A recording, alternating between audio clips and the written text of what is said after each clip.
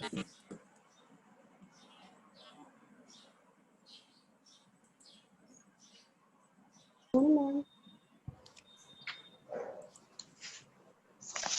के इस मिशन शक्ति कार्यक्रम में हमारे बीच उपस्थिति जननायक चंद्रशेखर विश्वविद्यालय के माननीय कुलपति महोदया, महिला प्रकोष्ठ के अध्यक्ष डॉक्टर ममता वर्मा मैम, समन्वय डॉक्टर निशा मैम, सदस्य doctor Suchita ma'am, doctor Ranjana Mishra ma'am एवं आईसीसी के वरिष्ठ सदस्य doctor Ramakrishna Upadhyay sir, doctor Vivek Singh ji एवं इस कार्यक्रम में जुड़े हुए समस्त सम्मानित लोगों को मैं हृदय से आभार व्यक्त करती हूँ, उनका नमन करती हूँ, स्वागत करती हूँ।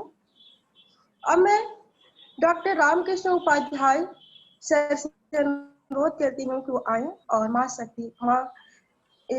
शक्ति का मंत्र शुरू करें। Doctor Ramakrishna Upadhyay sir.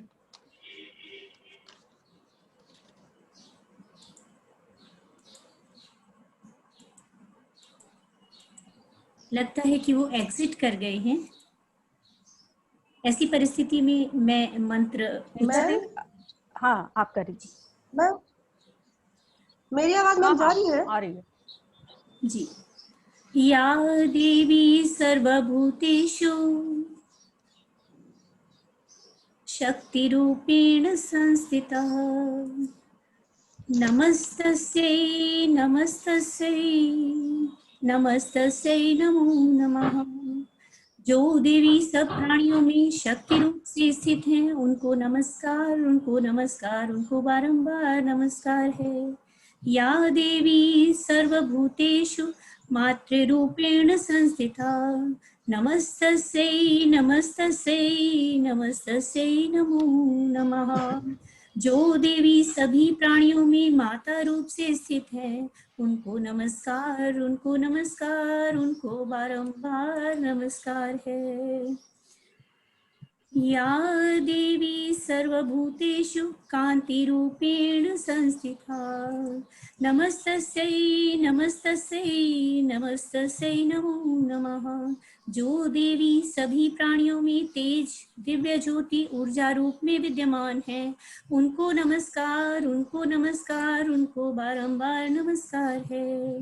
या देवी सर्वभूतेषु जाति रूपेण संस्थिता, नमस्तस्यै नमस्तस्यै नमस्तस्यै नमो नमः। जो देवी जाति जन्म सभी वस्तुओं का मूल कारण है, प्राणियों का मूल कारण है, उन्हें नमस्कार है, उन्हें नमस्कार, उन्हें बारंबार नमस्कार है। ओम शांति। आगे का कार्यक्रम डॉक्टर पूनम। धन्यवाद मैम, बहुत बहुत धन्यवाद मैम। मैम, आपने बहुत ही सुंदर ढंग से इस मंत्र को प्रस्तुत किया है और आपने इस मिशन शक्ति कार्यक्रम में ऊर्जा भरने का काम किया है।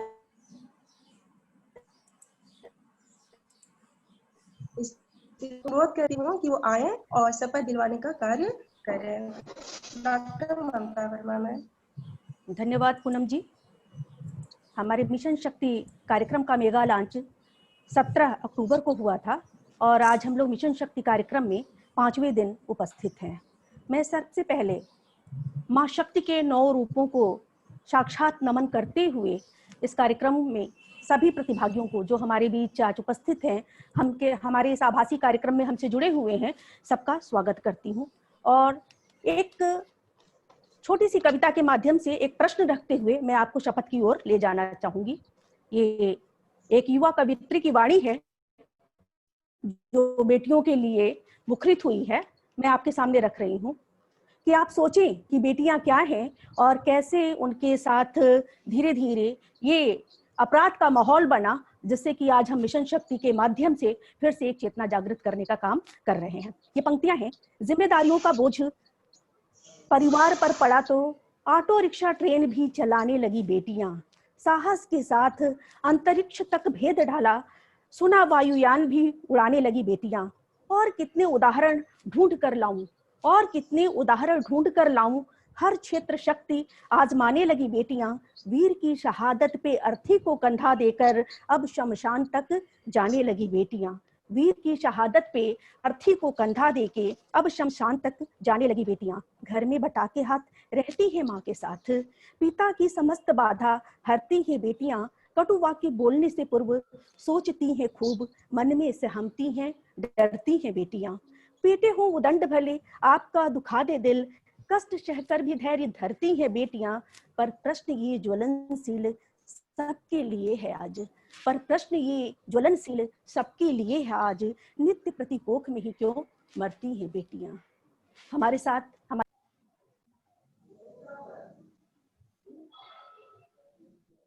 मैम आपकी आवाज नहीं आ रही हमारे है। छात्र जुड़े हुए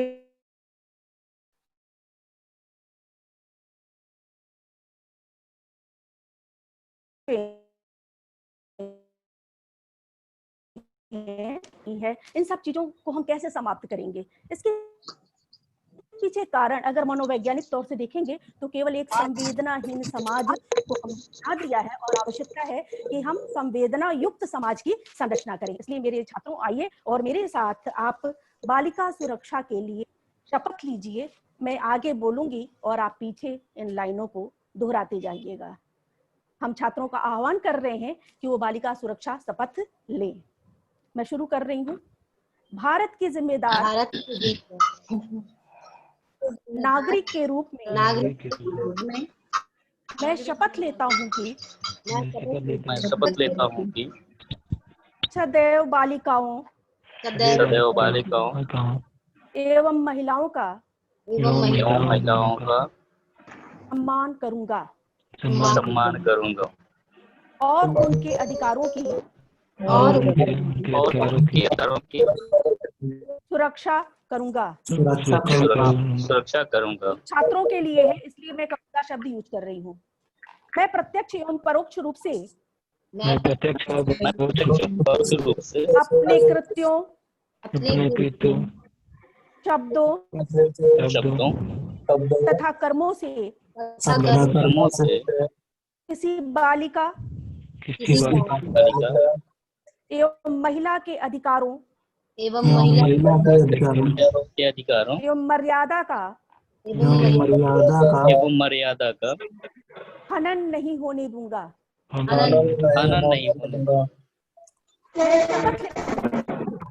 मैं शपथ लेता हूँ कि बालिकाओं एवं महिलाओं को उनके विकास के लिए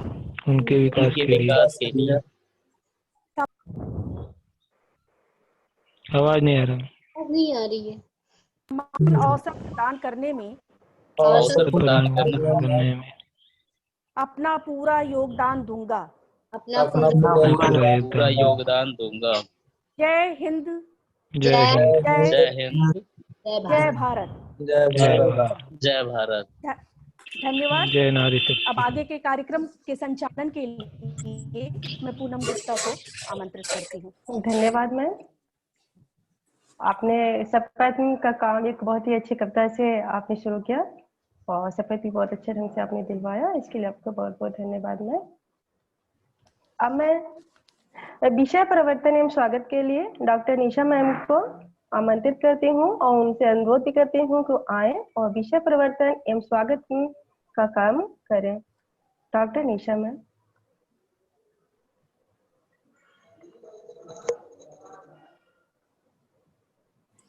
धन्यवाद पूनम। कार्यक्रम को आगे बढ़ाते हुए आज यहाँ उपस्थित सभी छात्रगण जो कि शोध छात्र हैं, पीजी के छात्र हैं, यूजी के भी कुछ छात्र यहाँ जुड़ रहे हैं, तो आप सभी का स्वागत है। साथ ही मैं बताना चाहूँगी कि आज हमारे बीच करीब 9 विद्यालय के प्रवक्तागण जुड़े हुए हैं और उसके साथ ही आज के वक्ता डॉक्टर विवेक सिंह भी हमारे साथ जुड़े हुए हैं, जो फिजिकल एजुकेशन के इंचार्ज हैं श्री मुरली मनोहर टाउन स्नातकोत्तर महाविद्यालय बलिया में, और जननायक चंद्रशेखर विश्वविद्यालय बलिया में आप खेल कूद विभाग के सचिव हैं। तो आपका भी हार्दिक स्वागत, अभिनंदन है। आज के समय में सेहत को फिट रखना बहुत बड़ी समस्या है। क्योंकि भागदौड़ भरी जिंदगी में सेहत का ख्याल रखना किसी के पास समय नहीं होता।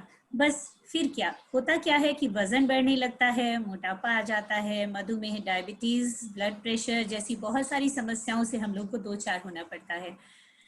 ऐसी अवस्था में क्या जरूरी है?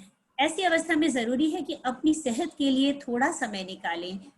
अगर प्रातः समय नहीं है, जल्दी निकलना है तो शाम को, और नहीं तो दोनों वक्त अगर समय निकालेंगे तो आपके लिए अच्छा होगा और स्वास्थ्य के लिए अच्छा होगा। और स्वास्थ्य अच्छा होगा तो आप अपना कार्य बहुत ऊर्जावान होकर कर पाएंगे, क्योंकि कहा भी गया है कि स्वस्थ शरीर में स्वस्थ मन का वास होता है।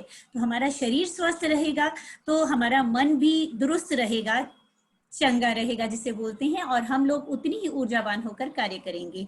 आप में से एक प्रतिभागी राहुल ने कल एक कमेंट किया था, hats off to Nisha ma'am, आपकी ऊर्जा को सलाम। तो ऊर्जा कहाँ से आती है? ऊर्जा जब मन स्वस्थ होता है तब आती है, और शरीर को स्वस्थ रखना आवश्यक है। तो थैंक यू राहुल, उसके लिए धन्यवाद। लेकिन यही जरूरी है कि हम जो कहते हैं उसको कार्य को पालन करें।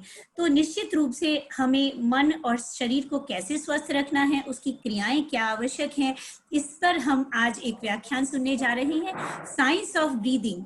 तो हमारी श्वास का क्या महत्व है, यानी कभी गुस्सा आने पर श्वास तेज हो जाती है और कभी मन न करने पर कोई कार्य करने के लिए तो श्वास धीमी हो जाती है।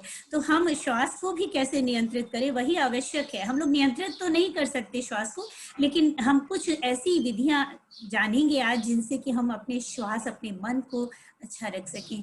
तो मैं डॉक्टर विवेक सिंह को आमंत्रित करती हूँ कि वे आएं और अपने व्याख्यान को यहाँ दें, ताकि हमारे प्रतिभागी लाभ उठा सकें और वो क्रियाएं भी हमें बताएं जिससे कि हम लोग उनका लाभ लें अपने जीवन में। डॉक्टर विवेक। धन्यवाद मैम। नमस्कार सभी को, नमस्कार।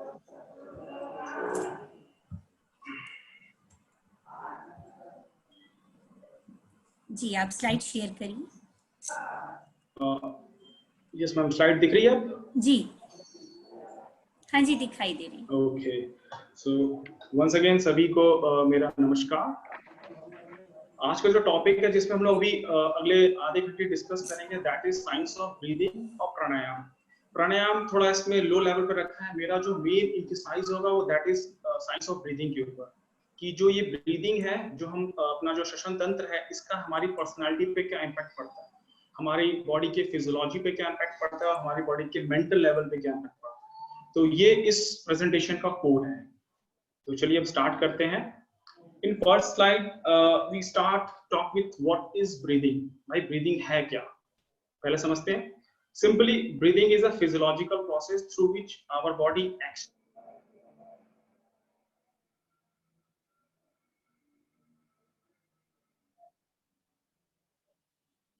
गैसेस को एक्सचेंज करता है, गैसेस को एक्सचेंज करता है।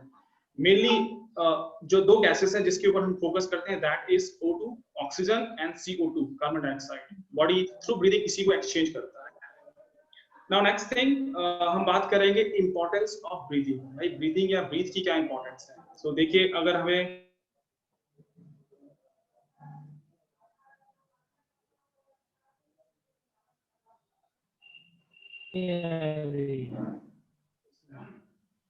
आवाज कट तो नहीं रही मेरी?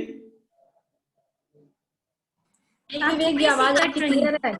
जी जी जी। हाँ ठीक है मैम। तो मैं बात कर रहा था कि ब्रीथ की क्या इंपॉर्टेंस है हमारी लाइफ में। अगर हमें भोजन ना मिले, अगर हमें खाना ना मिले, तो हम 1 हफ्ता 10 दिन सरवाइव कर सकते हैं। अगर हमें वाटर नहीं मिले तो इट मे बी 2 दिन, 3 दिन, 4 दिन, जैसे जिस इन्वायरमेंट में हम सरवाइव कर सकते हैं। But what about the breath? अगर हमें सांस ना मिले, अगर हमारी जो ब्रीदिंग पैटर्न है ये रुक जाए, तो हम कितनी देर सर्वाइव कर सकते हैं? It may be 1 minute, 2 minute, maximum 3 minute. उसके बाद हमारी बॉडी क्या होगी, अनकॉन्शियस स्टेट में चल जाएगी, और हमारा ब्रेन जब O2 नहीं मिलेगा तो डेड हो सकता है। So that is the importance of breathing in our life. ये ब्रीदिंग का इंपॉर्टेंस है हमारी लाइफ। अब नेक्स्ट क्वेश्चन है,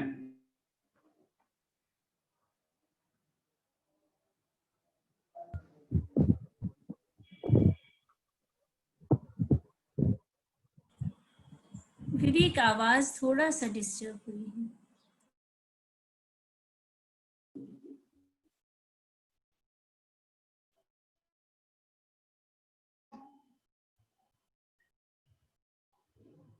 मैम आवाज अभी क्लियर आ रही है मेरी मैम? जी तो हम बात कर रहे थे कि what is the right way of breathing, और मेरा प्रश्न था कि किसी ने हमें कभी सिखाया है कि ब्रीथिंग करने का सही तरीका क्या है? तो मैक्सिमम केसेस में जो आंसर आएगा वो ना के बराबर ही आएगा या ना आएगा। क्यों? बचपन में हमें सिखाया गया कि कैसे चलते हैं, कैसे बोलते हैं, कैसे बैठते हैं, कैसे खाना खाना है, कैसे कपड़े पहनना है, पर बहुत कम जगह पे ये सिखाया जाता है कि what is the right way of breathing, ये तरीका है ब्रीथिंग का। So that is why still we don't know what is the right way of breathing. So maximum लोग इसलिए breathing का importance और breathing का जो सही तरीका है वो नहीं जानते हैं। But see at the time of birth, nature ने हमें already बताया था कि what is the right way of breathing. क्योंकि हम देखेंगे छोटे जो बच्चे होते हैं उनका जो breathing लेने का pattern होता है through stomach और lower lobe of our lungs, उनका use करते हैं जिसे हम कहते हैं abdominal breathing। तो वो breathing एक exact right way of breathing है। तो एज अ चाइल्ड हम जानते हैं क्योंकि नेचर, मदर नेचर ने हमें उसे बताया था, लेकिन जैसे जैसे हम बड़े होते हैं, हम अपनी स्ट्रेसफुल लाइफ में आते हैं, हम धीरे धीरे अपना जो normal way of breathing, right way of breathing है वो भूल जाते हैं, हम रॉन्ग पैटर्न को फॉलो करना शुरू कर देते हैं। अब नेक्स्ट हम बात करते हैं कि भाई ब्रीदिंग में मेनली हम कोर फोकस करते हैं ऑक्सीजन और CO2 पे। तो हमें ऑक्सीजन चाहिए क्यों? तो सिंपल सी बात है, देखिए यहाँ पे एक डायग्राम की हेल्प से मैंने समझाने की कोशिश की है। जैसे एक हमने ग्लूकोज का मॉलिक्यूल लिया, ग्लूकोज का मॉलिक्यूल में कार्बन, हाइड्रोजन और ऑक्सीजन के एटम्स हैं। अब ये इसका जब मेटाबॉलिज्म होता है, जब ब्रेक डाउन होगा, तो ब्रेक डाउन होने के बाद क्या होगा, इसमें ये ग्लूकोज का जो मॉलिक्यूल है इसके अंदर जो कार्बन और ऑक्सीजन है, कार्बन और ऑक्सीजन है वो तो CO2 के फॉर्म में ब्रीथ से आउट हो जाएगा, जो हम ब्रीथ आउट करते हैं। लेकिन जो ये हाइड्रोजन का जो एटम है ये सेल्स के अंदर फ्रीली मूव करेगा।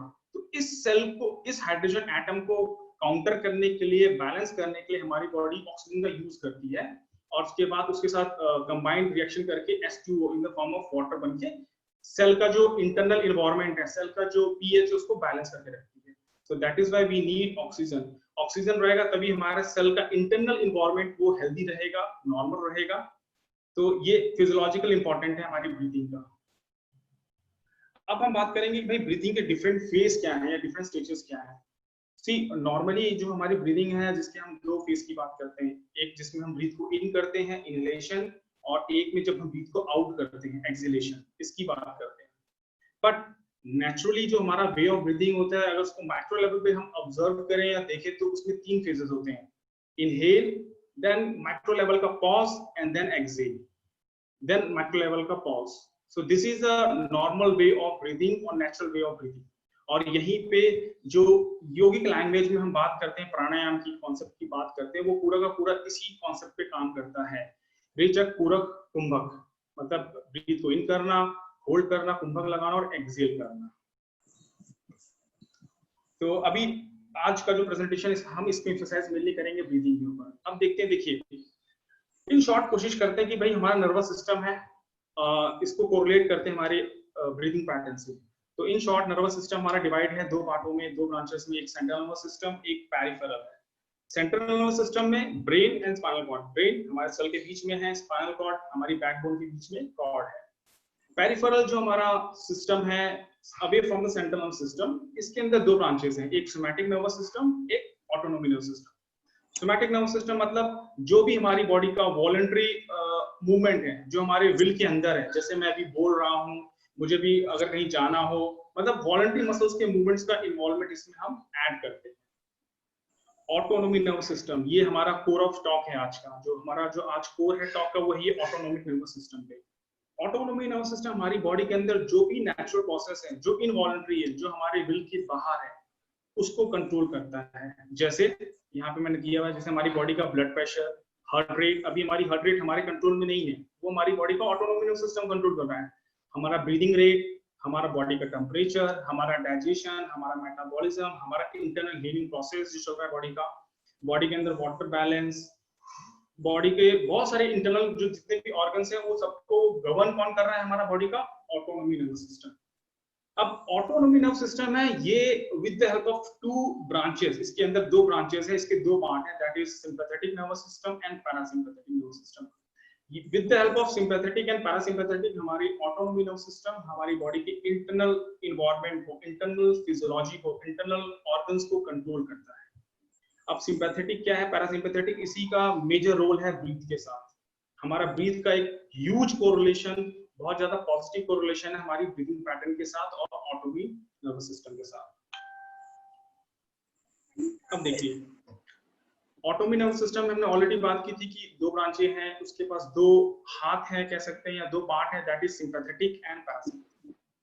अब इसको समझने की कोशिश करते हैं कि जो सिंपैथेटिक नर्वस सिस्टम है वो हमारी बॉडी का फाइट एंड फ्लाइट सिस्टम है। फाइट एंड फ्लाइट सिस्टम का मतलब है कि देखिए क्या होता है, सिंपल सी बात है कि हमारी बॉडी का जो सिस्टम है, अगर हम किसी भी थ्रेट को देखते हैं, किसी भी स्ट्रेसर को देखते हैं, या किसी भी ऐसी चीज को देखते हैं जो हमारे आउट ऑफ कंट्रोल है, जैसे फॉर एग्जांपल हम कहीं पे जा रहे हैं, सामने हमने एक वाइल्ड एनिमल को देखा, एक जंगली जानवर को देखा, हमें पता है कि जंगली जानवर है, ये हिंसक है, इससे हमको थ्रेट है, तो हमारी बॉडी क्या करेगी, हमें ले आएगी सिंपैथेटिक मोड में, मतलब फाइट एंड फाइट मोड में। हमारी बॉडी प्रिपेयर करेगी हमें क्या, या तो तुम उससे फाइट कर लो या तो तुम उससे दूर भाग जाओ। अब फाइट एंड फ्लाइट मोड में बॉडी को जाते ही बॉडी के अंदर जो फिजियोलॉजिकल चेंज, मतलब हमारा माइंड हमारी बॉडी के अंदर टोटल फिजियोलॉजिकल चेंज ले आता है। जैसे अगर मैंने किसी चीज को देखा जो मेरे को स्ट्रेस क्रिएट कर रही है, कोई स्ट्रेसर है वहां पे, तो मेरे ब्रेन को मैसेज कन्वे होगा, मेरा ब्रेन मैसेज कन्वे करेगा किसको, एपिथेलियम को, एपिथेलियम पिट्यूटरी ग्लैंड को, पिट्यूटरी ग्लैंड वहां से नर्व से मतलब सिग्नल सेंड करेगा मेरे एड्रिनल ग्लैंड्स को जो हमारे किडनीज के ऊपर है, वहां से स्ट्रेस हार्मोन कोर्टिसोल रिलीज होगा, ब्लड स्ट्रीम में जाएगा, ब्लड स्ट्रीम से वो आगे ट्रेवल करते हुए जाएगा, लीवर को पता चले मैसेज करने में होगा, लीवर अधिक ग्लूकोज सिक्रेट करेगा ब्लड स्ट्रीम में। क्यों? क्योंकि अभी भी या तो फाइट भी करना है, फ्लाइट करना है, दोनों कंडीशन में हाई अमाउंट ऑफ एटीपी या एनर्जी चाहिए हमें। एट द सेम टाइम क्या होगा, हमारी बॉडी के अंदर हमारी ब्लड वेसल्स का डायलेशन होगा, हार्ट बीट तेज हो जाएगी, करना है हमें, और हमारा रेस्पिरेटरी सिस्टम स्पीड अप हो जाएगा। दूसरी चीज, हमारी बॉडी के अंदर जो ब्लड फ्लो है, नॉर्मली हमारा ब्लड फ्लो जो इंटरनल ऑर्गन्स की तरफ होता है, जो आउटर लिम्स है हमारी बॉडी की, मतलब हमारे दोनों हाथ और दोनों लेग्स, इसमें काम होता है इंटरनल सिस्टम, मतलब बॉडी के इंटरनल ऑर्गन्स की तरफ ब्लड का फ्लो ज्यादा होता है, ब्रेन की तरफ होता है। पर जैसे ही हमें लगेगा सामने कोई स्ट्रेस है या कोई स्ट्रेसर है या कोई ऐसी सिचुएशन है जिसको हम फेस नहीं कर सकते, हमारी बॉडी क्या करेगी, जो ब्लड का flow towards the digestive system है उसको स्लो डाउन कर देगी और ब्लड का फ्लो मूव कर देगी हमारे आउटर लिम्स की तरफ, लेग्स की तरफ, हैंड्स की तरफ। क्यों? क्योंकि हमें यहाँ से रन करना है या तो फाइट करना है। सेम टाइम हमारी बॉडी क्या करेगी, हमारी बॉडी हमारी मसल्स को सेमी कॉन्ट्रैक्ट कर देगी। क्यों? रिस्पॉन्स के लिए, रिस्पॉन्स के लिए, या तो हम फाइट करेंगे या तो वहां से रनिंग करेंगे, तो मसल्स में एक सेमी कॉन्ट्रैक्शन आ जाएगा। तो ये है सिंपैथेटिक, ये है फाइट एंड फाइट मोड। और ये सिस्टम हमारी बॉडी ने अभी का नहीं बिल्ड है, ये सिस्टम हमारी बॉडी में कई मिलियंस ऑफ ईयर से, जब से ह्यूमन बीइंग इस अर्थ पे आया है और समय के साथ धीरे धीरे तो ये सिस्टम, ये प्रोग्रामिंग, फाइट एंड फ्लाइट वाली प्रोग्रामिंग हमारे ब्रेन में डेवलप हुई है। अब इसके बाद दूसरा जो इसका काउंटर पार्ट है वो है पैरासिम्पैथेटिक नर्वस सिस्टम। इसका काम क्या है हमारी बॉडी में, रेस्ट, डाइजेशन और हीलिंग प्रोसेस के लिए। मतलब आपकी बॉडी के अंदर जहां पे भी रेस्ट, जब आपकी बॉडी रेस्ट कंडीशन में है तो उस समय आपका जो पैरासिम्पैथेटिक नर्वस सिस्टम वो डोमिनेट करेगा, वो ज्यादा अच्छे से काम करेगा। ठीक है। अब ऑटोनॉमिक नर्वस सिस्टम क्या करती है, सारा का सारा चीज जो हैंडल करती है वो सिंपैथेटिक एंड पैरासिम्पैथेटिक के थ्रू करती है। एक एग्जांपल लेते हैं, अभी मुझे रनिंग करनी है तो मेरी हार्ट बीट को स्पीड अप करेगा कौन, सिंपैथेटिक नर्वस सिस्टम। पैरासिम्पैथेटिक उसके पीछे उसको एज ए पैराशूट की तरह होल्ड करेगा। अगर ऐसा नहीं होगा तो क्या होगा, हार्ट बीट मेरी एक मैक्सिमम रेंज है मेरी हार्ट बीट का, मान लीजिए मेरी हार्ट बीट का मैक्सिमम रेंज है 180 है, तो 180 के बाद अगर तब भी मेरा हार्ट बीट ऊपर जाएगा तो मेरा हार्ट फेल हो सकता है, कार्डियक अरेस्ट हो सकता है। तो पैरासिम्पैथेटिक क्या सिग्नल देगी कि नहीं मैं डेंजर जोन में जा रहा हूँ और हार्ट बीट को कंट्रोल करेगी। तो इसके कारण इसी प्रोसेस के थ्रू हमारा एग्जिस्टेंस है, हम सर्वाइव करते हैं। अगर पैरासिम्पैथेटिक वहां काम नहीं करेगी तो क्या होगा, स्पीड आउट ऑफ कंट्रोल हो जाएगा, हार्ट बीट की स्पीड आउट ऑफ कंट्रोल हो जाएगी और हम डेंजर में जा सकते हैं। अब होता क्या है, देखिए सिंपल सी बात है, हमारी बॉडी में जो हमारा ऑटोनॉमिक नर्वस सिस्टम है ये डिस्टर्ब हो जाता है, और जब ये डिस्टर्ब होता है तो इसके कारण हमारी बॉडी में फिजिकल, मेंटल और हेल्थ प्रॉब्लम्स आते हैं। अब ऑटोनॉमिक नर्वस सिस्टम ब्रेन में डिस्टर्ब हुआ, जब ये डिस्टर्ब हुआ तो इसके कारण हमारी बॉडी का जो इंटरनल फिजियोलॉजी है, मतलब हमारी हार्ट बीट है, हमारा रेस्पिरेटरी सिस्टम है, हमारा दोनों किडनीज हैं, लंग्स हैं, डाइजेस्टिव सिस्टम है, ये सारे के सारे ऑर्गन्स की जो फंक्शन एफिशिएंसी है वो डिस्टर्ब होनी शुरू हो जाती है। ये डिस्टर्ब आधे घंटे, 1 घंटे, 2 घंटे के लिए वो तो ठीक है, लेकिन अगर ये डिस्टरबेंस ज्यादा समय तक चलेगा तो हमारी बॉडी का इंटरनल जो फिजियोलॉजी है वो डिस्टर्ब हो जाएगी, और इसके कारण क्या होता है, आज के मॉडर्न कॉन्सेप्ट में हम कहते हैं साइकोसोमेटिक डिजीज। वो डिजीज जो मेंटल एबिलिटी मतलब मेंटल डिसऑर्डर से स्टार्ट होते हैं, लाइक डायबिटीज, कैंसर, मोटापा, ब्लड प्रेशर, इंसोमिया, बहुत सारी प्रॉब्लम्स हैं due to the disturbance of autonomy nervous system. हमारी बॉडी का ऑटोनोमी नर्वस सिस्टम जब डिस्टर्ब होता है तो उसका जो आउटपुट निकलता है वो हमें फिजिकल, मेंटल और हेल्थ लेवल पे प्रॉब्लम्स मिलता है। फिजियोलॉजी ऑफ स्ट्रेस, मैंने ऑलरेडी बताया कि भाई फिजियोलॉजी ऑफ स्ट्रेस होती क्या है। जब भी कोई स्ट्रेस होती है वो हमारी बॉडी पे इंपैक्ट डालता है और हमारी बॉडी का जो इंटरनल फिजियोलॉजी चेंज हो जाता है। एट द सेम टाइम यहाँ पे मैं एक और चीज फोकस करना चाहता हूँ कि हम कहते हैं ना कि स्ट्रेस का हमारी बॉडी की इम्यूनिटी से बहुत कोरिलेशन है। अगर आप में स्ट्रेस ज्यादा है तो आपकी बॉडी का इम्यूनिटी लो रहेगा। इसका कारण क्या है? सेम वे, अगर सामने कोई स्ट्रेस है, मान लीजिए सामने कोई प्रॉब्लम है, तो बॉडी को उस समय सरवाइव करना इंपॉर्टेंट है। बॉडी को अपनी इम्यूनिटी से मतलब नहीं है उस समय। तो बॉडी क्या करती है, जो चीज जरूरी है, मतलब आपका हार्ट बीट तेज होना, आपका मेटाबॉलिज्म तेज होना, आपकी बॉडी में रिएक्शन रिस्पॉन्स तेज होना, इस पे काम करती है। बॉडी क्या करती है, इम्यूनिटी को उस समय स्लो डाउन कर देती है, क्योंकि अभी अगर जिंदा बचेंगे तो इम्यूनिटी काम आएगी, अगर वो जानवर मुझे खा जाएगा तो इम्यूनिटी काम आएगी नहीं मेरी। तो दैट इज व्हाई जैसी स्ट्रेस का लेवल आपकी बॉडी में, कोर्टिसोल का लेवल बढ़ेगा, आपकी बॉडी में आपकी इम्यूनिटी, जो आपके टी सेल्स हैं, आपका लिम्फेटिक सिस्टम है, ये इसके थ्रू, इसके हेल्प से क्या होगा, वो स्लो डाउन होना शुरू हो जाएगा। क्यों? क्योंकि अभी हमें सर्वाइव करना है, जिंदा रहेंगे तो इम्यूनिटी काम आएगी। अब ये स्ट्रेस अगर आधे घंटे के लिए, 1 घंटे के लिए, 2 घंटे के लिए, तो चलो ठीक है, हमारी इम्यूनिटी थोड़ी वीक है, उस समय हमारी बॉडी सर्वाइव के लिए फाइट कर रही है। लेकिन मॉडर्न लाइफस्टाइल में क्या हो रहा है, जो स्ट्रेस है ना वो हमारे माइंड में आ चुका है, वो 24/7 हमारे साथ ट्रेवल कर रहा है। मतलब हम सुबह भी स्ट्रेस में है, at the back of mind हर में चलता है कि अरे वो चीज करनी है, वो स्ट्रेस है, इससे प्रॉब्लम है। अब 24/2 कारण हमारी बॉडी स्ट्रेस के मोड में आ जाती है, और इसके कारण हमारी बॉडी का इम्यूनिटी स्लो डाउन हो जाता है। तो क्या होता है, लॉन्ग लेवल पे ये कन्वर्ट होता है, क्रॉनिक इफेक्ट आ जाता है। तो हमारी बॉडी की इम्यूनिटी जब हर समय सप्रेस रहेगी, लो रहेगी, तो क्या होगा, हमारी बॉडी का इम्यूनिटी धीरे धीरे स्लो होता चला जाएगा। दैट इज व्हाई हम कहते हैं कि अगर आपकी बॉडी में स्ट्रेस लेवल हाई है, स्ट्रेस ज्यादा है, तो आपकी इम्यूनिटी वीक होती चली जाएगी। सो अगर आपको अपनी इम्यूनिटी को बैलेंस करना है तो आपको स्ट्रेस को भी बैलेंस करना पड़ेगा।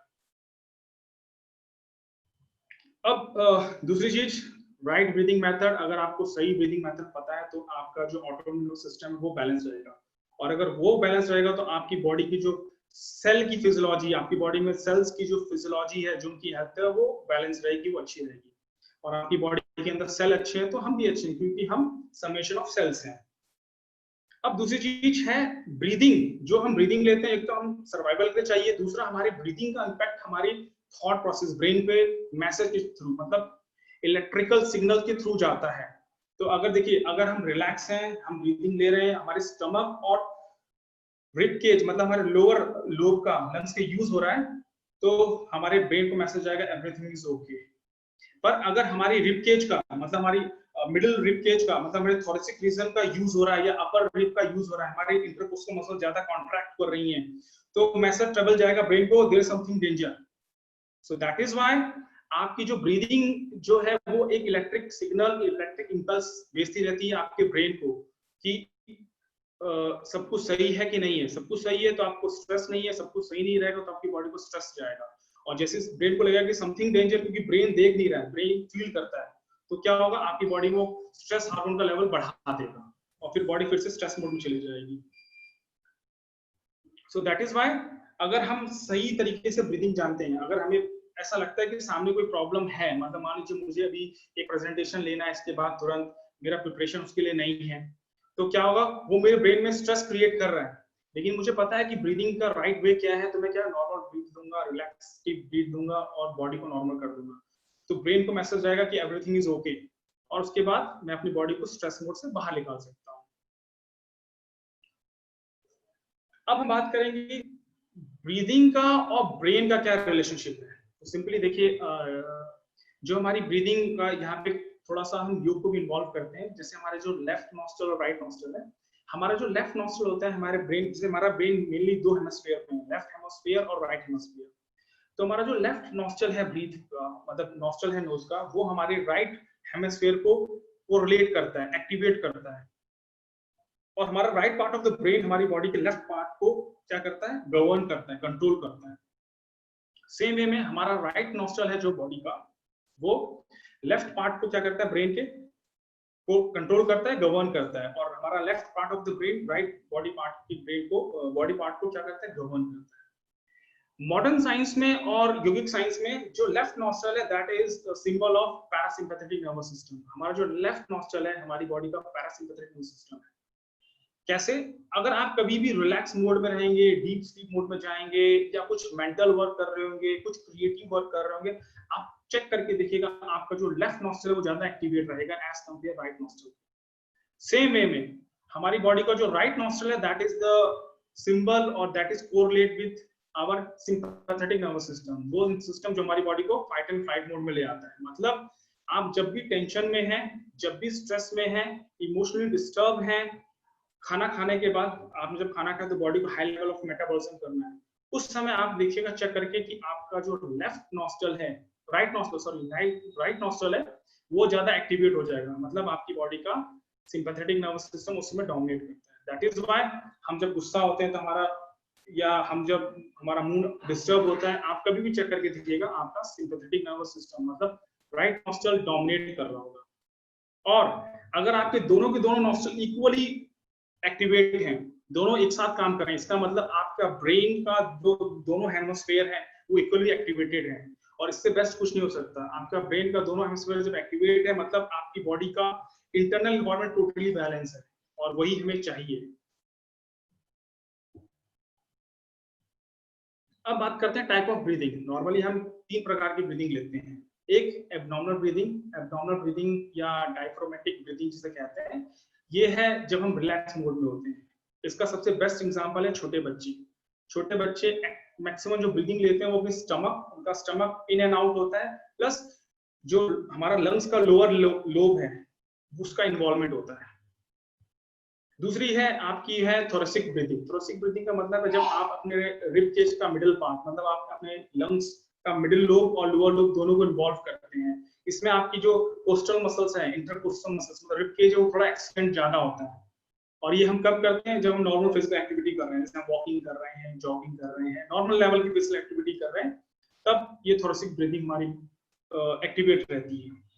कैविकुलर ब्रीदिंग जब हम एक्सट्रीम फिजिकल एक्टिविटी में इन्वॉल्व होते हैं, इसमें हमारी बॉडी का lower lobe of lungs, middle part of the lungs और अपर पार्ट, मतलब हमारा जो ये कैविकल बोन है, यहाँ का अपर जो इडेज ऑफ लंग्स है उनका भी इन्वॉल्वमेंट होता है। मतलब वहाँ की एल्वेओलाई भी एक्टिवेट होते हैं इसलिए, क्योंकि इसमें हाई डिमांड ऑफ ऑक्सीजन चाहिए, क्योंकि हम high level of energy demand कर रहे हैं बॉडी से। दैट इज व्हाई हमारी बॉडी कैविकुलर ब्रीदिंग में जाती है।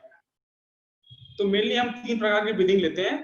तो आप इसे चेक कर सकते हैं कि अभी आप किस स्टेज में हैं, थोरेसिक ब्रीदिंग में कि कैविकल में कि एब्डोमिनल में। एब्डोमिनल ब्रीदिंग में है तो बहुत अच्छी बात है, थोरेसिक्स में है, थोरेसिक ब्रीदिंग में है तो ठीक है। लेकिन अगर क्लैविकल ब्रीदिंग में है, बैठे बैठे अगर आप चुपचाप बैठे में आपकी ब्रीथ बहुत तेज चल रही है, तो समथिंग डेंजर, आपकी बॉडी में कुछ तो गलत हो रहा है, क्योंकि आपकी बॉडी का स्टेज ठीक उसी प्रकार है कि एग्जांपल ले सकते हैं कि आपने अपनी कार स्टार्ट की या आपने अपनी बाइक स्टार्ट की है, एक्सीलरेटर को ऑन किया हुआ है पर बाइक को आगे बढ़ने नहीं दे रहे, तो क्या होगा? सिंपल सी बात है, मेरे को इसका एग्जांपल लेते हैं ह्यूमन बॉडी में। मेरे साथ क्या होगा कि अगर मैं ऐसे स्ट्रेस मोड में हूं तो मेरी बॉडी क्या है, बार बार कॉर्टिसोल को रिलीज कर रही है बॉडी के अंदर, और उसके कारण हमारी बॉडी में क्या, हमारा बॉडी में ग्लूकोज का लेवल हाई हो रहा है। ग्लूकोज लेवल हाई क्यों हो रहा है? क्योंकि लीवर बार बार लीवर को सिग्नल जा रहा है कॉर्टिसोल से कि स्ट्रेस है, मुझे यहाँ पे सर्वाइव करना है, मुझे यहाँ से रन करना है, तो बार बार ग्लूकोज का लेवल हाई होगा। ग्लूकोज का लेवल हाई तो हो रहा है लेकिन बर्न नहीं हो रहा है, क्योंकि आप बैठे हुए चुपचाप, आप बैठे हो चुपचाप और आपकी बॉडी ग्लूकोज लेवल बढ़ा रही है। उससे क्या होगा, आपकी ब्लड का पीएच डिस्टर्ब हो रहा है, आपका ब्लड का पीएच डिस्टर्ब हो रहा है, उसका इफेक्ट पड़ेगा आपकी किडनीज पे, किडनीज को अनवांटेड काम करना पड़ रहा है। सो दैट इज व्हाई हम कहते हैं ना कि फिजिकल एक्सरसाइज हम करते हैं तो क्या होता है, फिजिकल एक्सरसाइज करने से स्ट्रेस रिलीज होता है। स्ट्रेस रिलीज होने का मतलब ही यही है कि स्ट्रेस के कारण बॉडी के अंदर जो फिजियोलॉजिकल सिस्टम में डिस्टर्बेंस हुआ है उसे हम बैलेंस करते हैं। क्योंकि हम जब फिजिकल एक्सरसाइज करते हैं या हम जब योगा प्रैक्टिसेस करते हैं तो extra amount of glucose due to stress जो क्रिएट है, बॉडी क्या करती है, उसको बर्न करती है। फिर हैप्पी हार्मोन डोपामिन का रिलीज होता है एक्सरसाइज करने के बाद, योगा करने के बाद, तो उससे क्या होता है, हमारा स्ट्रेस हार्मोन लो होता है बॉडी में।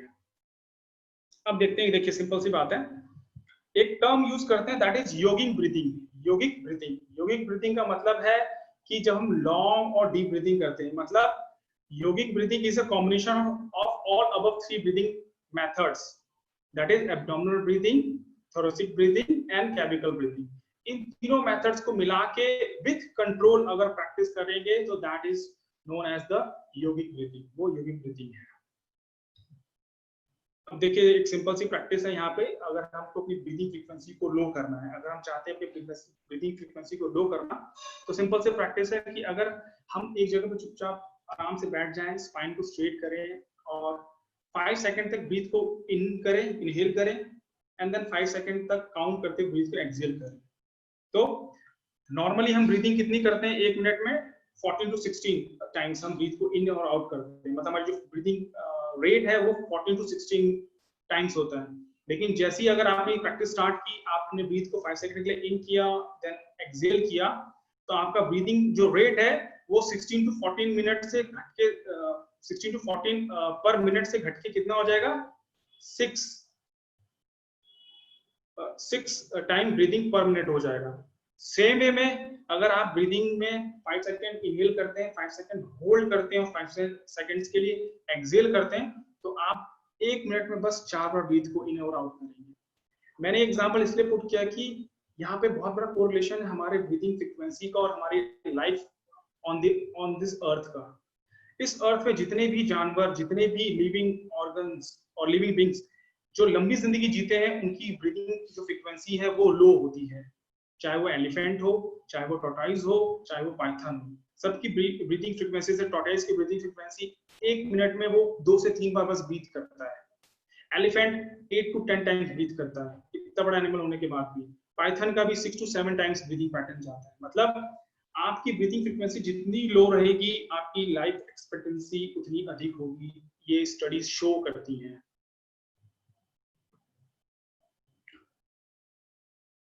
अब बात करेंगे, देखिए ब्रीदिंग, डिफरेंट जो ब्रीदिंग प्रैक्टिसेस हैं, जो कोर है आज की हमारे प्रेजेंटेशन का, कि देखिए बहुत प्रकार की ब्रीदिंग एक्सरसाइज की हम बात करते हैं। मार्केट में आप जाएंगे, आप गूगल करेंगे तो बहुत प्रकार की ब्रीदिंग प्रैक्टिसेस मिलेगी। लेकिन out of all the breathing practices अगर हम उन्हें समराइज करें तो हमें 3 प्रकार की प्रैक्टिस मिलेंगी।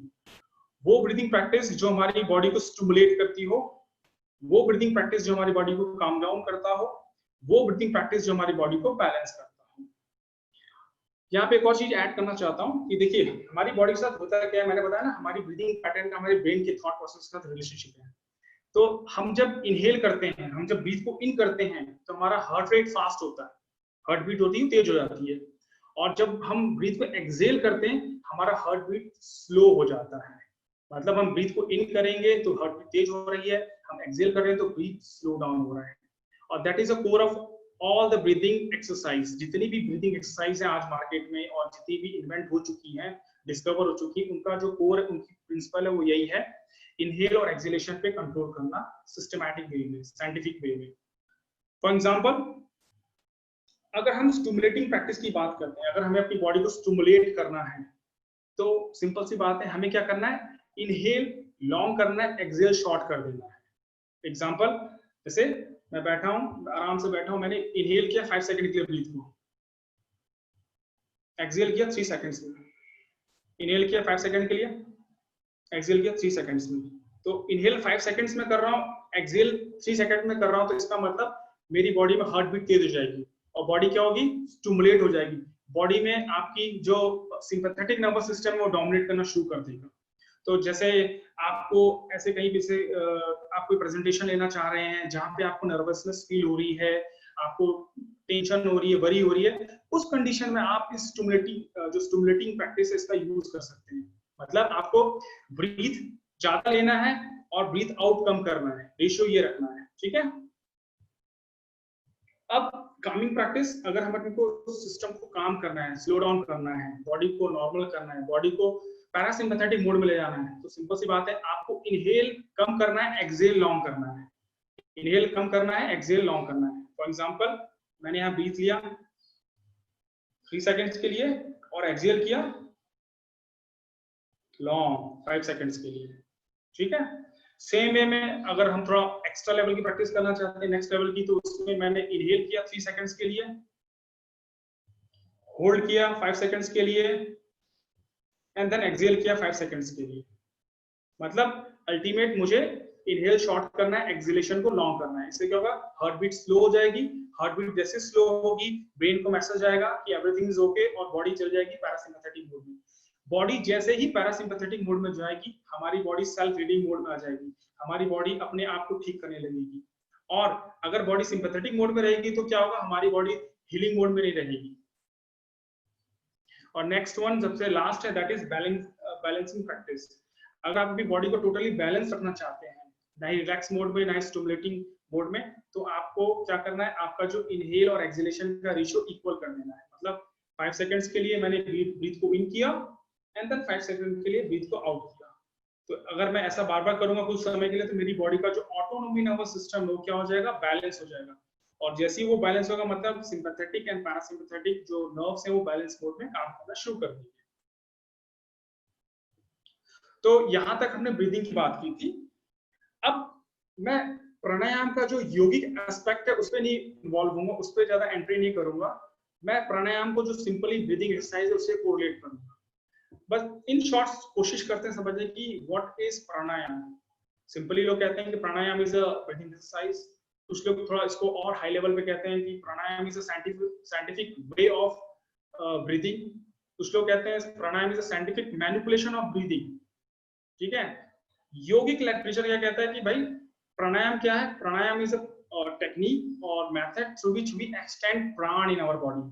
अपनी बॉडी के अंदर प्राण के लेवल को एक्सटेंड करना, दैट इज प्राणायाम। अब यहाँ क्वेश्चन आता है व्हाट इज प्राण, ये प्राण है क्या। देखिए, प्राण एक कॉस्मिक एनर्जी कह सकते हैं, और कह सकते हैं प्राण is a force behind all the force of universe. प्राण वो फोर्स है जो यूनिवर्स के हर फोर्स के पीछे है। अगर हम बात करें एक एटम लेवल पे, अगर इलेक्ट्रॉन प्रोटॉन के बगल में नहीं, न्यूट्रॉन और प्रोटॉन के बगल में इलेक्ट्रॉन मूव कर रहा है, तो उसको जो फोर्स जनरेट कर रहा है उसके पीछे जो फोर्स है दैट इज प्राण। तो प्राण हर जगह प्रेजेंट है, प्राण नॉन लिविंग थिंग में भी है, लिविंग थिंग्स में भी है, पर फ्रीक्वेंसी ऑफ प्राण जो है वो डिफर करती है। लिविंग ऑर्गन्स में प्राण का लेवल अधिक है एज कंपेयर नॉन लिविंग में। सेम वे में प्राण, हम जो फूड इंटेक करते हैं, हम जो खाना खाते हैं उसके अंदर भी प्राण है, हम जो वाटर इंटेक कर रहे हैं उसके अंदर भी प्राण है, और हम जो ब्रीथ ले रहे हैं उसके अंदर भी प्राण है। अब सिंपल सी बात है कि हम प्राणायाम को ब्रीथिंग से ही क्यों जोड़ते हैं। देखिए, आपका खाने का एक लिमिटेशन है, आप दिन में 1 बार, दिन में 3 बार, 4 बार, 2 बार खाना खाएंगे तो उतना ही प्राण आपकी बॉडी में आएगा। आपका वाटर इंटेक का भी, वाटर में ही प्राण है, पर उसका भी एक लिमिटेशन है कि दिन में आप 5 लीटर, 4 लीटर और 6 लीटर पानी मैक्सिमम पी सकते हैं, तो उसमें भी प्राण उतना ही बॉडी में आएगा। बट ब्रीथ हम हर मिनट लगभग 12 से 14 बार ब्रीथ लेते हैं। दैट इज वाई हमारे ऋषि मुनि या ओल्ड सेज स्कॉलर्स हैं, उन्होंने प्राणायाम से कोरिलेट किया ब्रीदिंग को, कि ब्रीदिंग के थ्रू हम मैक्सिमम प्राण को बॉडी के अंदर इन कर सकते हैं और एक्सटेंड कर सकते हैं। प्राणायाम कई प्रकार के हैं, मेनली हम 8 प्रकार के प्राणायाम की बात करते हैं। अनुलोम विलोम, सूर्यभेदन, चंद्रभेदन, उज्जयी, भस्त्रिका, शीतली, शिकारी, भ्रामरी, मूर्छा, प्लाव। बट आज के प्रेजेंटेशन में मेनली हम फोकस करेंगे अनुलोम विलोम प्राणायाम की बात, जो कहते हैं बेस ऑफ ऑल द प्राणायाम। सारे प्राणायामों का जो बेस है वो है अनुलोम विलोम प्राणायाम। करना क्या है, सो सिंपल, आपको स्ट्रेट बैठना है, लेफ्ट नॉस्ट्रिल से ब्रीथ को इन करना है, राइट नॉस्ट्रिल से ब्रीथ को आउट करना है, देन राइट नॉस्ट्रिल से ब्रीथ को इन करना है और लेफ्ट से आउट करना है। ये सिंपल सी प्रैक्टिस है, लेकिन इसके पीछे साइंस क्या है जो मैंने बताया था अभी, हमारे ब्रेन और हमारे ब्रीथिंग का रिलेशनशिप। आप जब दोनों नोस्ट्रल्स को एक्टिवेट कर रहे हैं तो दोनों नोस्ट्रल्स आपके ब्रेन के दोनों हेमिस्फीयर को एक्टिवेट करके बैलेंस करेंगे। आपका ब्रेन का दोनों हेमिस्फीयर जब एक्टिवेट हो जाएगा तो आपकी बॉडी के जो दोनों पार्ट्स हैं लेफ्ट और राइट उसको इक्वली गवर्न करेंगे। इसके कारण आपकी बॉडी की इंटरनल जो फिजियोलॉजी वो क्या हो जाएगी, टोटली बैलेंस हो जाएगी। सो that is a simple science behind anulom vilom pranayama, almost alternate nostril breathing exercise जिसे हम कहते हैं, और ये बहुत इफेक्टिव है। अब लास्ट जो है, जो समराइज कर रहे हैं हम इस पूरे प्रेजेंटेशन को, कि देखिए stress is a part of our daily life. Stress है वो तो हमारे पार्ट ऑफ डेली लाइफ है, क्योंकि सरवाइव करना है, जिंदगी जीना है तो स्ट्रेस तो रहेगा, क्योंकि जिंदा रहना भी एक स्ट्रेस है। अब जो स्ट्रेस का मैनेजमेंट करना ये ज्यादा इंपॉर्टेंट है, और इसकी रिस्पॉन्सिबिलिटी हमारी है। अगर हमें स्ट्रेस आ रहा है, हम अगर स्ट्रेस में है तो इसको कौन मैनेज करेगा, उसकी रिस्पॉन्सिबिलिटी हमारी है। आप स्ट्रेस को बहुत सारे मेथड्स हैं उसके थ्रू कंट्रोल कर सकते हैं। जैसे मैंने बताया, डू सम एक्सरसाइज, कुछ एक्सरसाइज कीजिए, योगिक प्रैक्टिसेस कीजिए, आसन परफॉर्म कीजिए, प्राणायाम कीजिए, मेडिटेशन कीजिए। बट अल्टीमेट इन सबका कोर क्या है आपका, वो वही है ऑटोनॉमी नर्वस सिस्टम। आपका का सारा सिस्टम जाके ऑटोनॉमी नर्वस सिस्टम को बैलेंस करेगा। एग्जांपल लेते हैं एक्सरसाइज का। भाई हम जब एक्सरसाइज करते हैं तो हमारा हार्ट बीट तेज हो जाता है, ब्लड प्रेशर इंक्रीज हो जाता है, बॉडी मेटाबॉलिज्म सही हो जाता है। पर इससे हमारा ऑटोनॉमी नर्वस सिस्टम पे क्या इम्पैक्ट पड़ता है? सिंपल सी बात है, मैंने बताया कि सुबह से लेके शाम तक जो मेरी बॉडी के अंदर स्ट्रेस क्रिएट हुआ था, उसके कारण मेरी बॉडी में अनवांटेड ग्लूकोज का लेवल हाई है ऑलरेडी। अब इस ग्लूकोज का लेवल जो हाई है, अगर मैं इसको बर्न नहीं करूंगा तो इंटरनल जो मेरे बॉडी का ब्लड का पीएच है, उसके कारण फिर अदर सेल्स का पीएच सबको डिस्टर्ब करेगा। तो इसको मैनेज करने के लिए मैं एक्सरसाइज करते हैं। हम जब हम एक्सरसाइज करेंगे तो अनवांटेड जो ग्लूकोज है बॉडी के अंदर क्या होगा, वो बर्न हो जाएगा। सेम वे मैंने बताया, जब हम स्ट्रेस में रहेंगे तो हमारी बॉडी में क्या होगा, हमारी बॉडी में जो मसल्स हैं वो सेमी कॉन्ट्रैक्ट हो जाती है। क्यों? हमें रिस्पॉन्स करना है, या तो स्ट्रेस से दूर भागना है या उससे फाइट करना है। तो ये जो मसल्स में कॉन्ट्रैक्शन है, ये अगर हम एक्सरसाइज करके इसे रिलैक्स मोड में नहीं ले जाएंगे तो ये क्रॉनिक प्रॉब्लम क्रिएट कर देगा। फिर हमें back pain, neck pain, different body में पेन स्टार्ट हो जाते हैं। क्यों? क्योंकि वो ड्यू टू द स्ट्रेस होते हैं हमारी बॉडी में। तो जब हम आसन करते हैं तो हम अपनी मसल्स को रिलैक्स कराते हैं स्ट्रेच करके। हम जब एक्सरसाइज करते हैं तो हमारी मसल्स स्ट्रेच होती है, कॉन्ट्रैक्ट होती है और रिलैक्स होती है। So that is why stress को कंट्रोल करना हमारी रिस्पॉन्सिबिलिटी है। इसके लिए हम चाहे एक्सरसाइज कर सकते हैं, योगा प्रैक्टिस कर सकते हैं, ब्रीदिंग एक्सरसाइज कर सकते हैं। अब आज जो हमने बात की है ब्रीदिंग एक्सरसाइज की, तो सिंपली आपको कुछ नहीं करना है, ब्रीदिंग प्रैक्टिस करनी है। मैक्सिमम टाइम जो करनी है वो है काम डाउन प्रैक्टिस करनी है, क्योंकि हमारा जो डेली रूटीन है उसमें बहुत सारी चीजें हैं जो हमारी बॉडी को स्टिमुलेट कर देती हैं। अनवांटेड चीजें मिल गई, कोई स्ट्रेस आ गया, तो बॉडी में ऑलरेडी क्या होता है, हमारी बॉडी स्ट्रेस मोड की तरफ मूव करती है। तो आपको दिन में जब भी टाइम मिल जाए, मॉर्निंग और evening, you have to sit and you have to practice breathing practice for calming your body. अपनी बॉडी को काम करने के लिए सिंपली क्या करना होगा, बॉडी को काम डाउन करना है तो इनहेल शॉर्ट, एक्सहेल लॉन्ग करना है। सिंपली बैठ गए, आंखें बंद कर ली, इनहेल किया 5 सेकंड के लिए, एक्सहेल किया 7 second, 8 second, whatever your level, आपका जो लेवल वहां तक परफॉर्म करेंगे। फिर दूसरी प्रैक्टिस है, ये दिन में आप कभी भी कर सकते हो, कितनी बार भी कर सकते हैं, दैट इज बैलेंसिंग प्रैक्टिस। जब भी मौका मिले आपको अपनी बॉडी को बैलेंस करो। अपनी बॉडी को तुम बैलेंस नहीं कर सकते। मैं कहूंगी भैया मेरा हार्ट सही से काम करे, लीवर सही से काम करे, किडनी सही से काम करे, इट इज नॉट पॉसिबल। पर ब्रीदिंग तो हमारे विल में है, हम ब्रीदिंग के थ्रू अपने ऑटोनॉमिक सिस्टम को मैनिपुलेट करेंगे। तो अपनी बॉडी को ट्रेन कीजिए, जब भी मौका मिले बैठ जाइए, आंखें बंद, equal amount of inhale, equal amount of exhale. मतलब 5 सेकंड्स के लिए इनहेल किया, 5 सेकंड्स के लिए एक्सहेल किया। दिन में कई बार कीजिए, 2 मिनट के लिए कीजिए, 3 मिनट के लिए कीजिए, 1 मिनट के लिए कीजिए, लेकिन कीजिए। क्यों? आप क्या कर रहे हैं, अपने ब्रीथ को मैनिपुलेट कर रहे हैं। ब्रीथ आपकी ऑटोनॉमिक सिस्टम को मैनिपुलेट कर रहा है, उससे ऑटोनॉमिक सिस्टम आपके इंटरनल एनवायरनमेंट को, आपकी बॉडी की फिजियोलॉजी को मैनिपुलेट कर रहा है। So that is why we do. और प्राणायाम जब भी मौका मिले आप कर सकते हैं, बेस्ट है आप मॉर्निंग में कीजिए। सो एट द एंड मैं कंक्लूड करूंगा अपने टॉपिक को, right way of breathing leads right health, सही हेल्थ को लीड करेगा। So aware about your breathing, अपनी ब्रीदिंग के बारे में अवेयर रहिए, देखते रहिए कि मेरी ब्रीदिंग क्या चल रही है, कौन सा नॉस्ट्रल एक्टिवेट है, ब्रीदिंग में शैलो ले रहा हूँ कि डीप ले रहा हूँ। तो हम अपने आप को फिट एंड फाइन रख सकते हैं अगर हम ब्रीथ के बारे में अवेयर हैं और ब्रीथ को मैनिपुलेट कर सकते हैं। So thank you.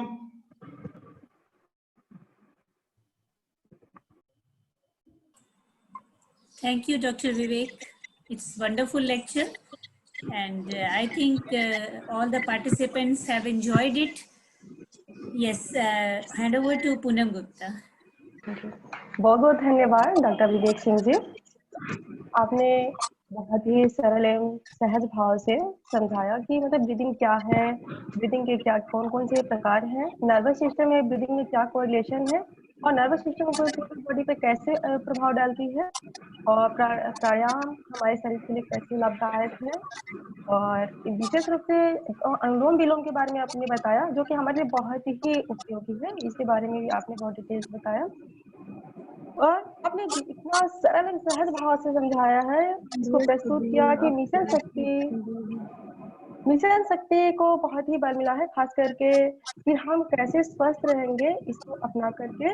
और साथ ही साथ आपने मिशन शक्ति कार्यक्रम के उद्देश्य को भी काफी हद तक आपने पूरा किया है। तो हम मिशन शक्ति कार्यक्रम के आयोजक की तरफ से एवं अपने तरफ से आपको बहुत बहुत धन्यवाद देते हैं एवं आपको बधाई भी देते हैं, और आपसे आग्रह करते हैं कि आगे भी आप आए और हम लोगों का मनोबल बढ़ाते रहें।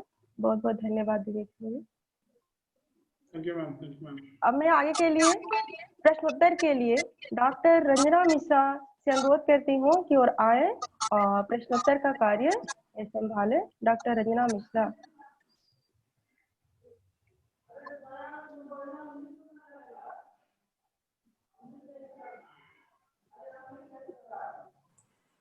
डॉक्टर रंजना, आप उपस्थित हैं?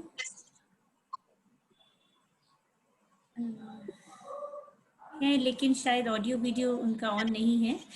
तो पूनम जी, आप ही प्रश्न ले लीजिए। कुछ चैट में प्रश्न आए हैं, उनको आप ले सकते। जी मैम जी।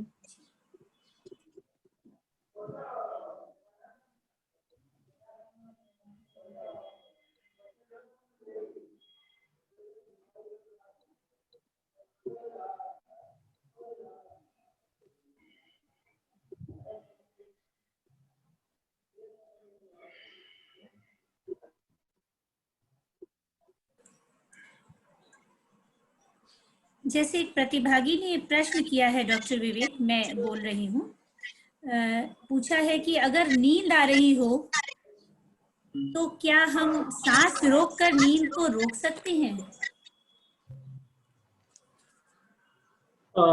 ऐसे तो इसका कोई सीधा कोरिलेशन नहीं है, लेकिन सिंपल कोरिलेशन है। अगर आप ब्रीथ को रोक देंगे तो आप खुद रुक जाएंगे। तो ये ऐसा कोई भी साइंस एविडेंस नहीं है कि आप ब्रीथ को रोक के अपनी सांस को, अपनी नींद को रोक सकते हैं। उसके लिए सिंपल सी बात है, अगर आपको नींद आती है तो ये अच्छी बात है। आप कुछ ना कीजिए, चुपचाप आराम से कहीं बैठ जाइए, आंखें बंद कीजिए और बॉडी को रिलैक्स कीजिए। बॉडी को जैसे ही आप रिलैक्स करेंगे थोड़ी देर, उसके बाद बॉडी रिलैक्स हो जाएगी तो आपकी नींद खत्म हो सकती है। और हो सके तो रिलैक्स करने के बाद 10 से 15 मिनट सो जाइए, उससे बस कुछ नहीं हो सकता।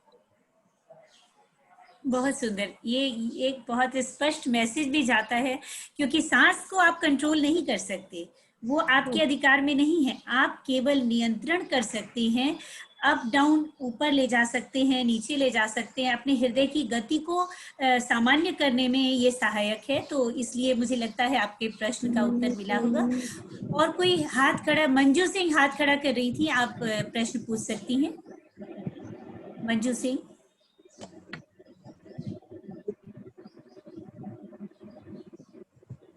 और कोई प्रतिभागी प्रश्न पूछना चाहे तो अनम्यूट करके प्रश्न पूछ सकता है, एक एक करके। जी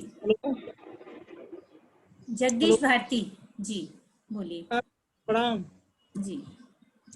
इससे पढ़ने लिखने में इधर-उधर ध्यान में इधर-उधर सोचना,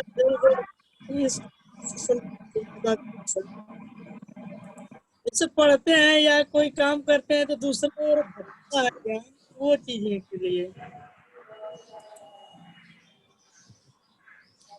मतलब आपको ये प्रश्न ये है कि जब भी हम पढ़ने के लिए बैठते हैं तो हमारा जो कंसंट्रेशन लेवल है वो बहुत लो हो जाता है और इधर उधर ध्यान जाता है।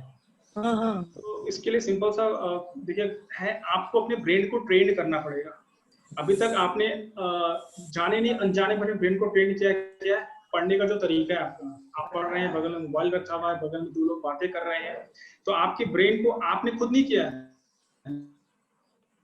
लेकिन आपके माहौल ने आपके ब्रेन को ऐसा ट्रेन कर दिया है कि आपका ब्रेन कहीं कंसंट्रेट नहीं कर पा रहा है। तो इसको कम ओवर करने के लिए सिंपल सा फिर से प्रैक्टिस कीजिए। दिन में जब भी टाइम मिले, 5 मिनट, 10 मिनट, 2 मिनट, आप कुछ नहीं मत कीजिए, कहीं भी चुपचाप आराम से बैठ जाइए, आंखें बंद कीजिए और अपनी ब्रीदिंग पे फोकस कीजिए।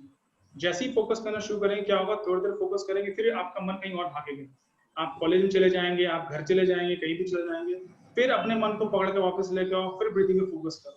तो स्टार्टिंग तो टफ है, स्टार्टिंग में आप शायद 10 सेकंड फोकस करेंगे ब्रीदिंग में, फिर 20 सेकंड कहीं और चल जाएंगे, फिर लौट के आएंगे। लेकिन इसी प्रैक्टिस को जब आप कैरी ऑन करना शुरू करेंगे ना धीरे धीरे, तो आपका जो थॉट प्रोसेस है स्लो डाउन होना शुरू हो जाएगा, और जहां आपका थॉट प्रोसेस स्लो हो जाएगा वहीं पे आपका लेवल ऑफ कंसंट्रेशन हाई हो जाएगा। तो प्रैक्टिस कीजिए, जब भी बैठिए आंख बंद करके अपने को कंसंट्रेट करने की प्रैक्टिस किया कीजिए। Thank you sir.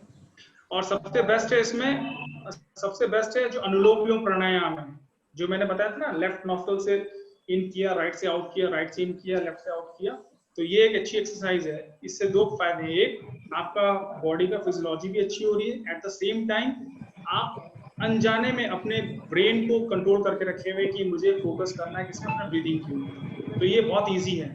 आप अनुलोम विलोम प्राणायाम कीजिए मॉर्निंग और इवनिंग, 5 मिनट 10 मिनट कर सकते हैं। करके देखिए धीरे धीरे क्या होगा ना, आपका लेवल ऑफ कंसंट्रेशन इंप्रूव होगा, कंसंट्रेशन लेवल इंप्रूव होगा।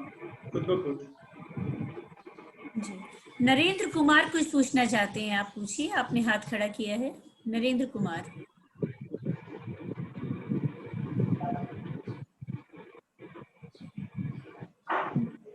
जी नरेंद्र। नहीं तो मंजू सिंह आप अनम्यूट की हैं, आप क्या कुछ जानना चाहती हैं? मंजू सिंह आप अनम्यूट की हैं, तो इसलिए हमें आभास हो रहा है कि आप जानना चाहती, तो आप म्यूट कर लें। एक प्रतिभागी और इसमें अनम्यूट किए हुए थे। किसी को और कुछ पूछना है तो आप अनम्यूट करके एक बार बोलिए, तो मैं पकड़ लूंगी आप कौन बोल रहे हैं। जी जी सर, प्रणाम सर।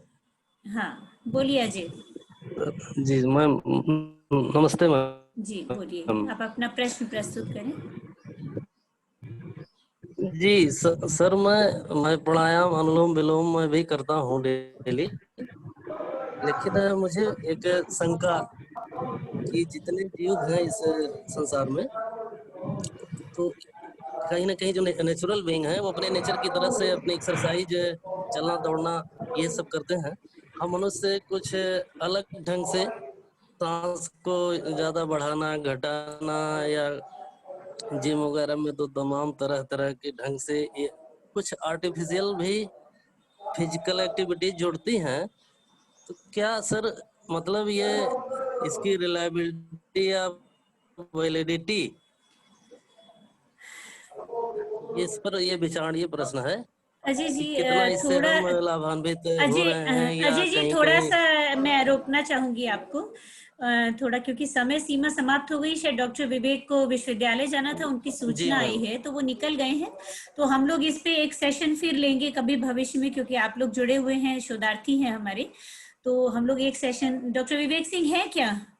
जी, क्योंकि वो मुझे लग रहा है नहीं इसमें अब इस समय। जी अच्छा है आप, तो आपकी बैंडविड्थ लो होने के कारण जी दिख नहीं रहा। अजय, हाँ नहीं अजय जी आप अपना प्रश्न फिर से दोहराइए। हम ये कर रहे हैं कि इस पृथ्वी पर इतने जीव जंतु हैं, हमें उनमें से हम भी एक हैं, और उनमें इस तरीके से एक्टिविटीज नहीं होने के बावजूद काफी जीव जंतु बहुत काफी हेल्दी हैं, स्वस्थ हैं, उनकी कोई विशेष समस्या नहीं है।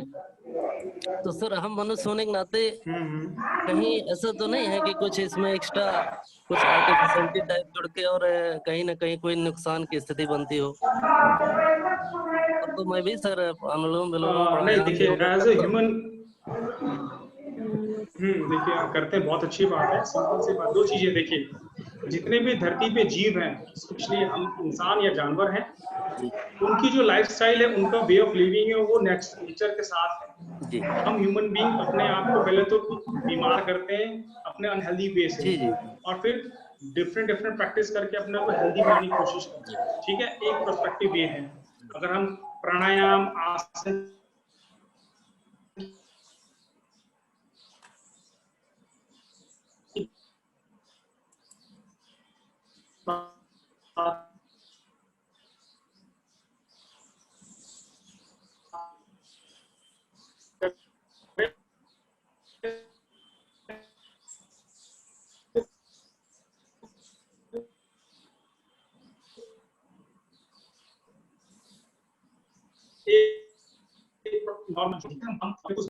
वो दिन में इतना दौड़ते हैं, भागते हैं, नेचर के साथ रहते हैं। एज ए ह्यूमन बीइंग हमारे साथ क्या है, हम हमारा मॉडर्न लाइफस्टाइल को फॉलो करके पहले अनहेल्दी हो जाते हैं, और अनहेल्दी होने के कारण फिर हेल्दी होने के लिए हम एक्सरसाइज करते हैं। मैं तो एक लेवल और ऊपर बोलता हूँ अपने स्टूडेंट्स को कि अगर आपको सही से पता चल जाए कि क्या खाना है, अगर आप हेल्दी खाना खाते हैं, आपको ये पता है कि राइट वे ऑफ स्लीप, सोने का सही तरीका क्या है, आपको ये पता है कि राइट वे ऑफ थिंकिंग, सोचने का सही तरीका क्या है, तो आपको ना एक्सरसाइज की जरूरत है ना आपको योगा की जरूरत है। ठीक है जी सर। पर जी सर। हमको ना ये पता है कि हम गलत खाते भी हैं, गलत सोचते भी हैं और गलत सोते भी हैं, तो हम अनहेल्दी हो रहे हैं। तो हेल्दी होने के लिए हम ये डिफरेंट मेथड्स को यूज करते हैं, उसमें एक प्राणायाम है। जी जी सर। जी सर, इसमें काफी लोगों को कंफ्यूजन, मैं भी मतलब इसको फॉलो करता हूँ, लेकिन काफी लोग जैसे किसान वगैरह हैं या फिजिकल वर्कर हैं, लेबर हैं, तो ये तो काफी भाग दौड़ या परिश्रम करते हैं, तो इनको कितना जरूरी है इस लेवल तक इन सब चीजों की? देखिए, दो चीजें होती हैं, एक होता है फिजिकल एक्टिविटी करना, एक होता है एक्सरसाइज करना। ठीक है, आप फिजिकल एक्टिविटी कर रहे हैं, ठीक, अच्छी बात है, लेकिन इसका मतलब ये नहीं कि आपका मानसिक तनाव उससे कम होगा। आप फिजिकली फिट रहेंगे लेकिन मानसिक तनाव रहेगा, मतलब आपको जो स्ट्रेस है आप उसको कंट्रोल तो कर रहे हैं, लेकिन आप फिजिकल, जो भी आप किसान लोग हैं, वर्ग लोग जो काम कर रहे हैं, वो उसके साथ अगर प्राणायाम को जोड़ लें, मेंटल एक्सरसाइज को जोड़ लें, तो उनकी जो हेल्थ स्टेटस है, जो उनका मतलब वे ऑफ लिविंग है, और बेहतर हो सकता है।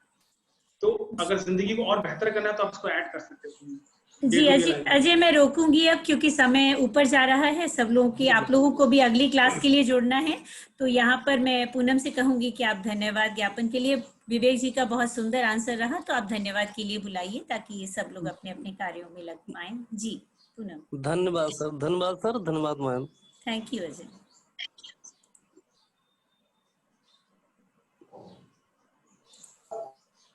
बहुत बहुत धन्यवाद डॉक्टर विवेक सिंह जी, जितने भी प्रतिभागी आपके सामने समस्याओं को रखा, उनका आपने बहुत ही सहज ढंग से समाधान किया, इसके लिए आपको बहुत बहुत धन्यवाद।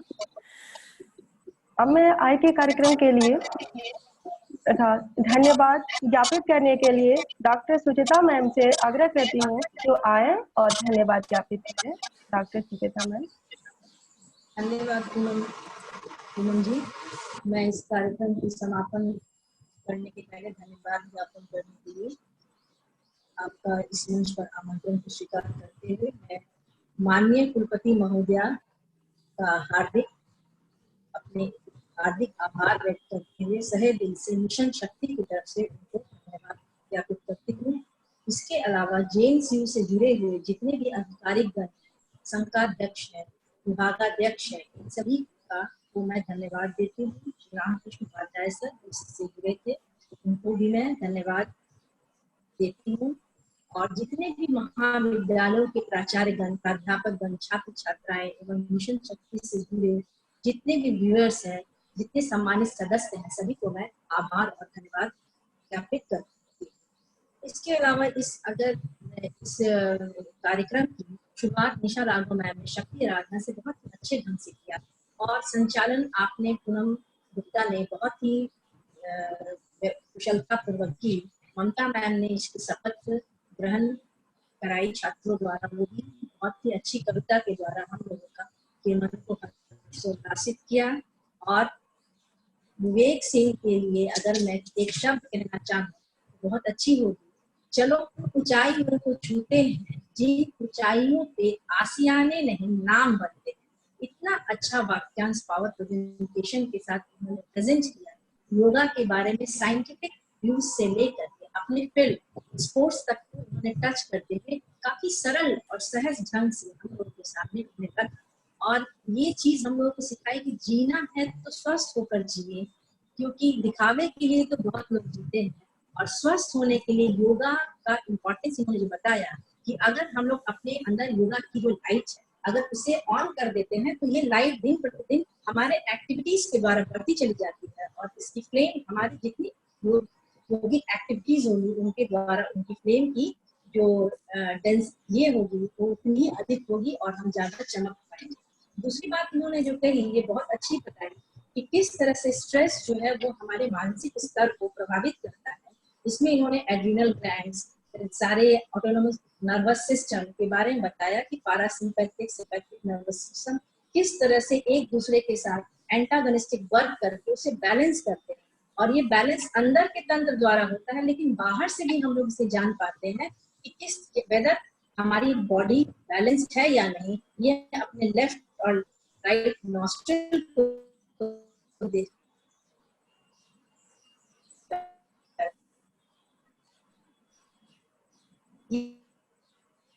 ये अगर नहीं चल रही तो इसके प्रति वो प्रयास कर सकते हैं। उन्होंने प्रयास भी बताया किस तरह से हम लोग प्राणायाम कर सकते हैं, किस तरह से हमारे वे ऑफ लिविंग होनी चाहिए, हमारे खान पान रहन सहन, क्योंकि एवरीथिंग जो है वो गवर्न होती है हमारे अंदर के फैक्टर्स से। उन्होंने ये चीज की जो जानकारी दी वाज वेरी गुड। और मैं ये कह सकती हूँ कि yoga is a light which once lit never dim and better you practice the brighter is the flame. और एक शब्द और जो आइंस्टाइन ने कहा था कि life is in life no one will respond whatever you are talking, whatever you are walking, how you are walking, how you are looking, how you are doing your work, but वो आप किस तरह से करते हैं ये आज विवेक सिंह ने सिखाया थ्रू द योगा और प्राणायाम। हमारे तरीके जो बदल जाते हैं और वही दूसरे को फील करते हैं जो लोग याद रखते हैं। So I think it was a very good lecture, बहुत अच्छा व्याख्यान इन्होंने दिया। और सारा संचालन अध्यक्षा महोदया के और संयोजिका मैडम निशा राघव और अध्यक्ष महोदया ममता वर्मा की सुपरविजन में it was a very good lecture. I am thankful to all of you for participating and giving your important valuable time to us from Shakti Mission. Thank you to all. So next to Poonam. मैं इस सभा का कुलपति महोदया के मौन स्वीकृति के द्वारा इस सभा के समापन की घोषणा करती हूँ। Thank you.